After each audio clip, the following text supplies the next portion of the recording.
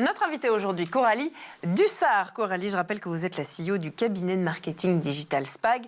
Avant de rentrer peut-être dans le vif du sujet, SPAG en quelques mots. Eh bien, SPAG, on est spécialisé dans l'éducation et l'enseignement supérieur, donc je pense que c'est pour ça qu'on se parle aujourd'hui. C'est ça.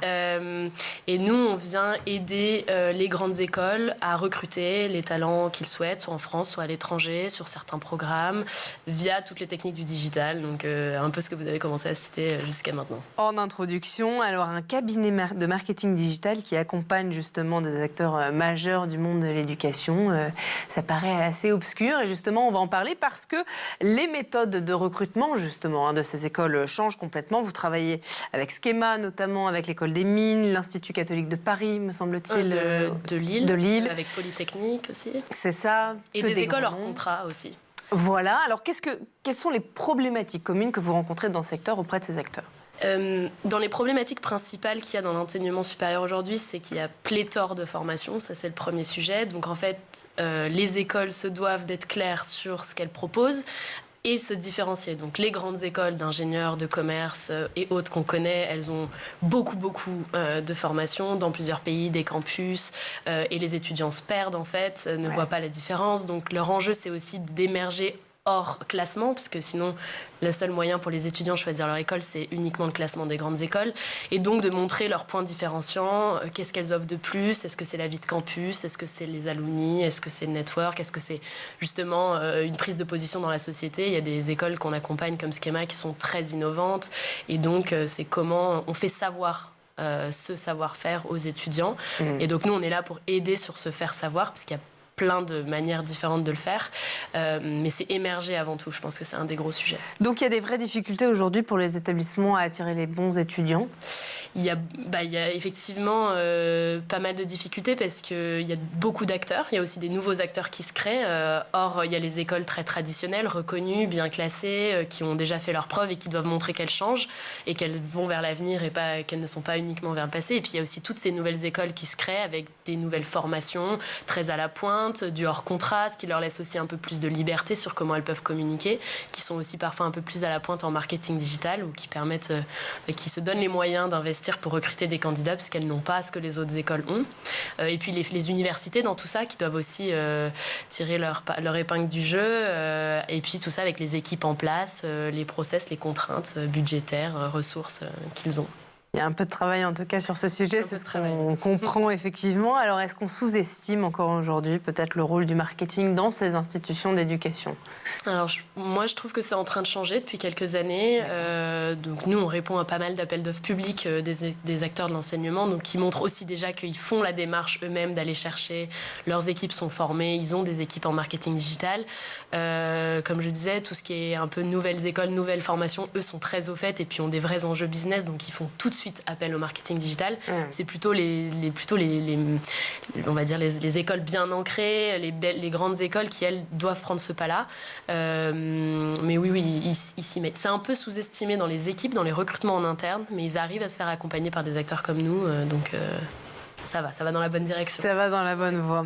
Comment un établissement, justement, il peut transformer ses étudiants en véritables ambassadeurs ? Et d'ailleurs, est-ce que c'est ce qu'ils cherchent en vous contactant ? Alors ça, pour le coup, c'est encore à développer fortement. Je pense qu'il y a un vrai enjeu sur ce sujet-là.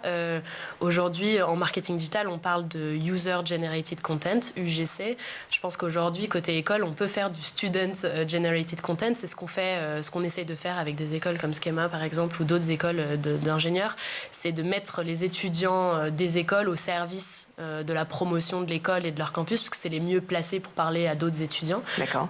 Donc les écoles les plus organisées vont organiser des petites équipes de communication au sein des étudiants qui ont, eux, des contrats de job étudiants, en fait. Ils sont rémunérés pour ça et qui vont faire des communications dans les codes des jeunes, donc des étudiants, et puis ce qui leur permet un peu de latitude. Et puis après, l'enjeu de l'école, c'est de faire en sorte qu'ils diffusent les bonnes informations, qu'ils mettent en avant l'école pour les bonnes choses. Et voilà, donc ça se prépare. Nous, on travaille beaucoup là-dessus. Il faut recruter les étudiants comme des recrutements externes. Donc, il faut choisir les bons étudiants, choisir les étudiants qui vont produire le bon contenu, les former, faire des comités éditoriaux.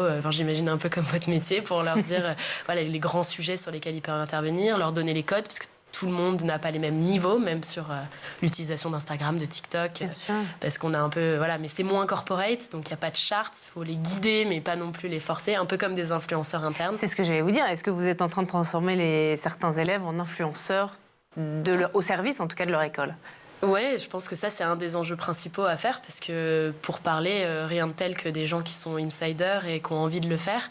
C'est un peu un gagnant-gagnant. Les étudiants, eux, sont rémunérés pour ça comme n'importe quel job étudiant. Ils parlent de leur école qu'ils aiment et dont ils ont une fierté d'appartenance. D'accord.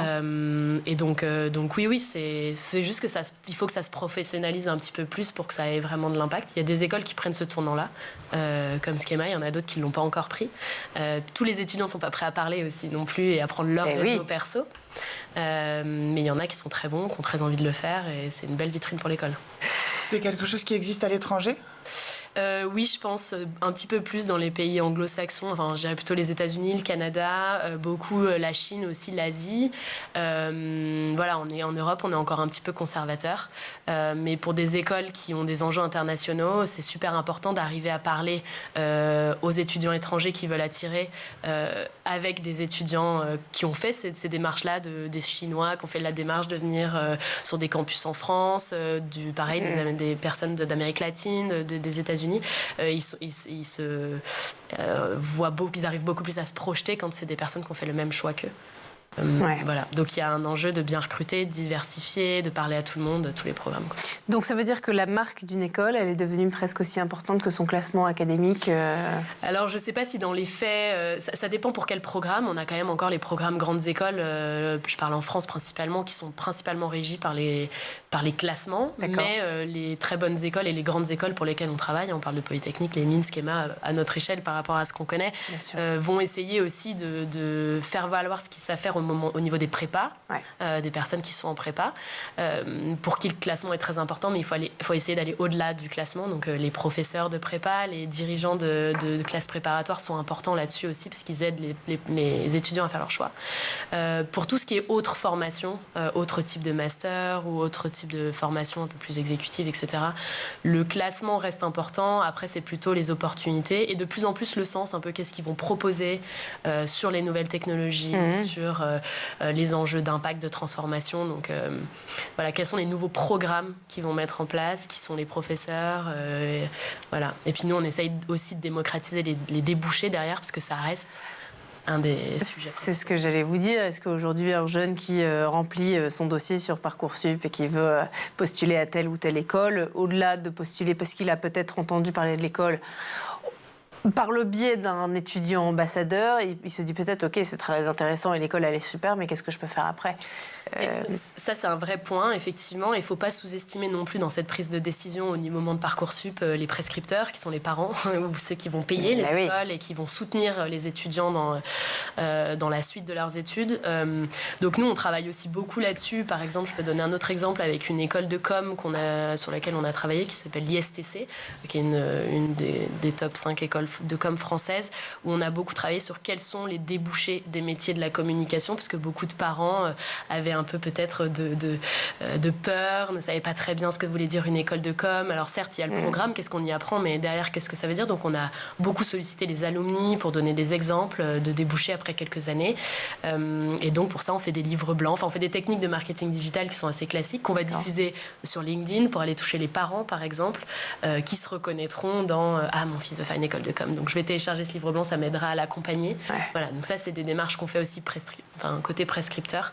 Et puis on a côté Parcoursup, c'est important pour les écoles de l'enseignement supérieur de comprendre tout le calendrier. Alors ça, ils sont très au fait du calendrier de Parcoursup. On n'a pas beaucoup le droit, on n'a pas le droit d'utiliser les données des candidats, etc.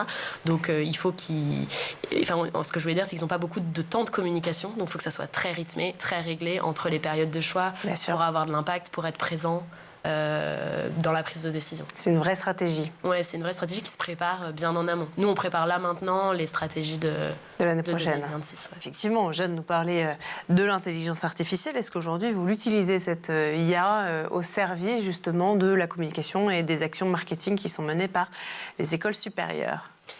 Alors oui, il y a 2 manières aujourd'hui d'utiliser l'IA dans ce qu'on fait. On a des demandes et puis nous on l'utilise dans tout ce qui est productivité. Comment on va être capable de créer plus de contenu, c'est souvent le sujet principal qui vient. Oui.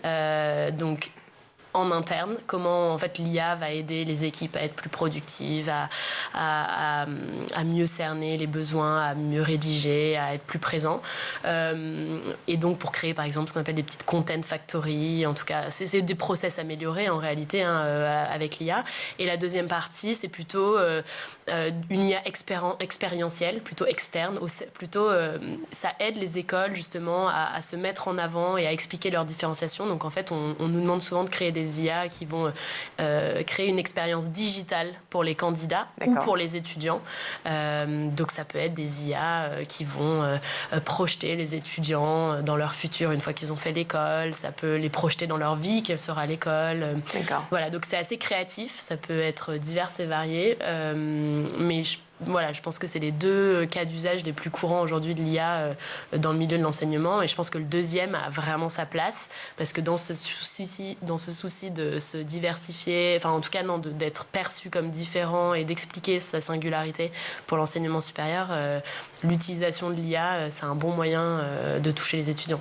Parce qu'aujourd'hui, des contenus dont vous parliez tout à l'heure en première partie du talk, co-construits avec les étudiants, ils sont plus performants que les campagnes marketing ou publicitaires qu'on a pu connaître par le passé ? Alors, plus performants... Enfin, je ne sais pas répondre exactement, mais en tout cas, ils n'ont pas le même enjeu. Ces contenus qui sont produits par les étudiants, ça va être des contenus qui vont rassurer ou faire découvrir l'école. Ils arrivent plutôt si je dois parler avec les termes techniques, en début de tunnel de conversion, donc soit en notoriété, parce que c'est comme ça qu'ils vont découvrir les programmes, l'école et susciter un intérêt, ou par la suite, une fois que la personne a connu l'école, et rassurer sur comment ça va se passer, montrer l'envers du décor. Par contre, les campagnes digitales qu'on peut mener d'un point de vue un petit peu plus professionnel pour attirer et acquérir des candidats, elles ont vraiment un but de conversion et qu'on peut plus traquer, qu'on va regarder en ligne sur les plateformes, sur Meta, sur Snapchat, sur TikTok, sur LinkedIn. Et donc, on a plus de données sur la performance de conversion de ces campagnes-là. Mais on sait que les autres, on peut attribuer aux autres, en tout cas, les performances des campagnes de conversion. Est-ce qu'il n'y a pas malgré tout un risque de surpromesse qui serait vendu, en tout cas aux jeunes étudiants qui voudraient aller dans telle ou telle école avec des contenus qui sont trop bien marketés?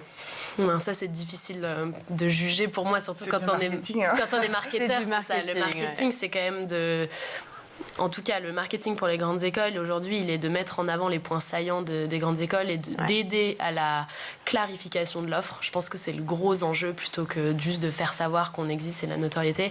Après, je pense que le message pour tous les étudiants, il est que chacun construit son parcours et que peu importe l'école où ils iront, ils arriveront...